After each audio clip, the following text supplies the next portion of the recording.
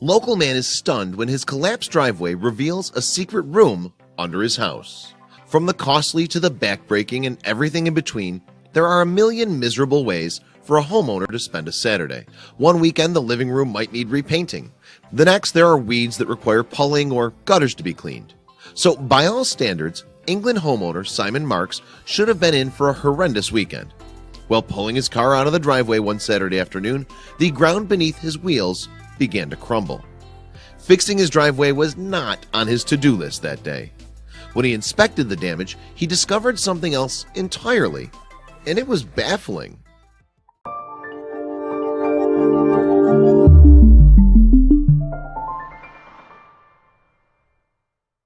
Driveway repair undoubtedly doesn't top anyone's list of favorite weekend activities.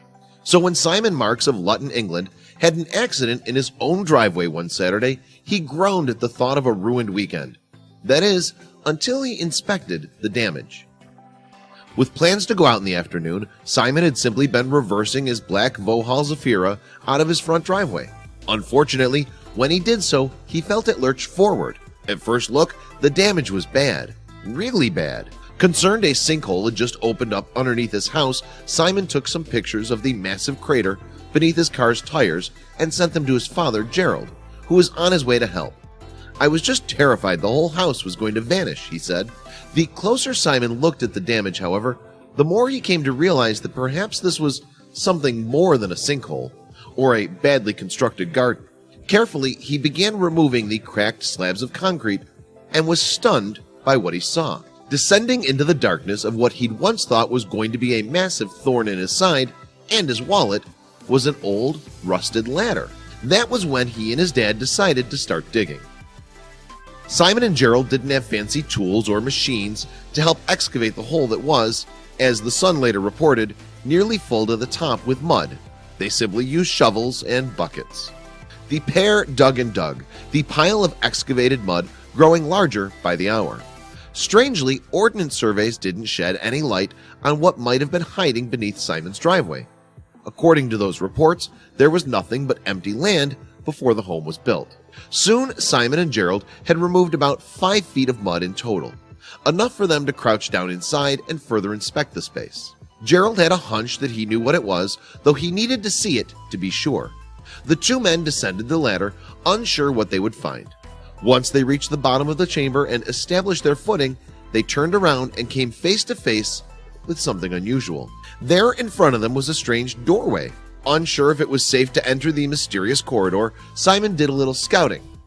"I got my selfie stick," he said, "and I put it down the hole where I saw 2 rooms. So what were they looking at?" Meanwhile, Jared's hunch was confirmed. "My dad saw it and instantly said, 'It's an air raid shelter,'" Simon said. "We Googled it and found there are quite a few in this area." After conducting some research, Simon surmised that the shelter had been built during World War II after a bomb landed near the home. This was a good theory for a number of reasons. During World War II, the Luftwaffe, Germany's Air Force, conducted a number of precision bombing raids on the United Kingdom and its allies. The unit infamously bombed Liverpool, Birmingham, and parts of London, not far from Simon's home. The looming threat of a bomb dropping at any moment pushed authorities and private citizens alike to construct bomb shelters. At first, tube stations, basements, and cellars served as protection. In the 1940s, communal shelters were built. When there was an impending threat of an incoming bomb, authorities activated air raid sirens, which prompted people to head to the cover of one of these shelters. Many of them were reinforced with brick, just like the one in Simon's driveway. In Simon's shelter, hidden within the rubble of the largest chamber, were a number of well-preserved historical pieces.